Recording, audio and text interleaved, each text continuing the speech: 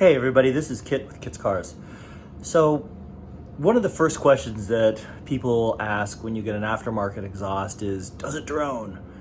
And one of the hardest things, it's actually a pretty hard question to answer because drone is so subjective. It really depends on the person and what kind of car they're in, what kind of driving they do.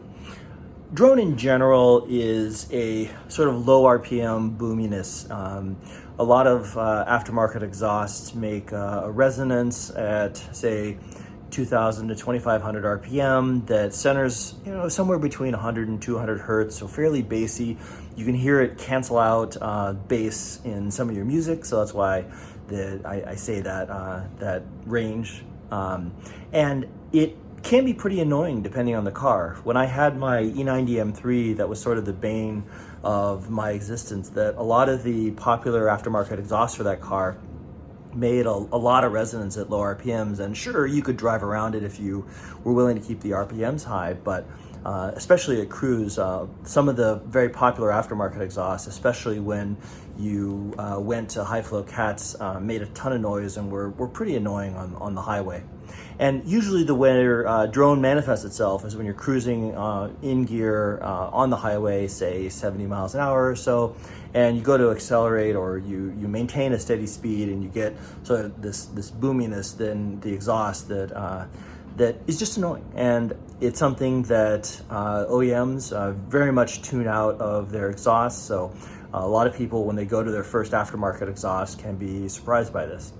And I just did a bit long review of my Spyder's Kline exhaust, and I did get some questions about whether or not it droned. And to answer your question, it was hard to tell because most of the first few minutes I spent in the car were with the top down and flying up and down twisty roads, so I didn't notice if it really droned at speed.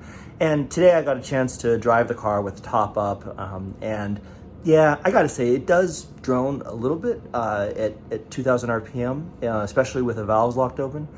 From the factory, the way the valves work in the Spyder is that no matter if you have the switch open or closed, the valves close at 1,500 RPM and then open at 4,000 RPM. And even the stock exhaust makes a little bit of a resonance down in that mid RPM range. So even when I had just the valve controller and the factory exhaust, I would turn the back to the factory valve control during freeway cruise because it did make some sort of resonance there. And the Kline exhaust makes a little more of it. And it's not super annoying to me, but I did want to make sure that you as viewers that were seeing this review knew to expect that, yeah, it's going to make a little bit of a resonance there. And I took some video to show you what that sounds like. And you'll see that compared to my voice even, that it's not super loud, it's not super annoying, but it's there. And just wanted to make sure you knew what that was. Well, I had really high hopes for this exhaust, but right around 2,000 RPM here, there's a little bit of boominess in the cabin that is not great. Now, I had the valves locked open, so if I close the valves, a lot of it goes away, but you still get a little hum in the background that I can see really sensitive drone people that are really sensitive to drone not enjoying that much. And also, I have a Spyder, so obviously with no roof, you get a little less resonance. A lot of the GT4 guys have talked about removing the sound composer, which is a resonating membrane that connects to the intake manifold and makes more sound inside the cabin.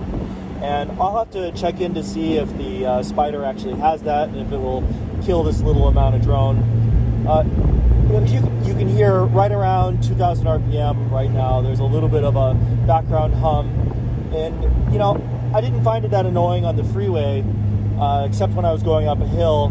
And in coasting like this down a hill, yeah, you can hear it, but it's really not that bad. But just be aware that the exhaust I have, which is the Kline stainless with the OPF deletes, is not completely drone free, and you may expect a little bit around the 2,000 RPM area, but it's pretty easy to drive around. In fact, just downshifting a gear makes most of it go away. So certainly because this car is not a daily, I don't mind a little bit extra exhaust noise when I'm driving around. I can certainly see how people would be sensitive to this, but for the most part, it's pretty livable. This is with the valves locked open, so louder between 1500 and 4000 RPM than it would be with the valves closed. I'll go through a couple corners with the valves closed so you can hear that. It's much tamer and quieter, so it's nice to have a valve controller if you upgrade to the Kline exhaust. But I really don't think it's all that necessary on a non-daily. You know, you can drive around the noise fairly easily, and you can just enjoy it. So that's with the valves closed. Obviously, the valves open, more noise, but it's such a pleasant exhaust note that I really haven't driven it much with the valves closed. And even at part throttle and mid RPMs, I still think it sounds pretty fantastic.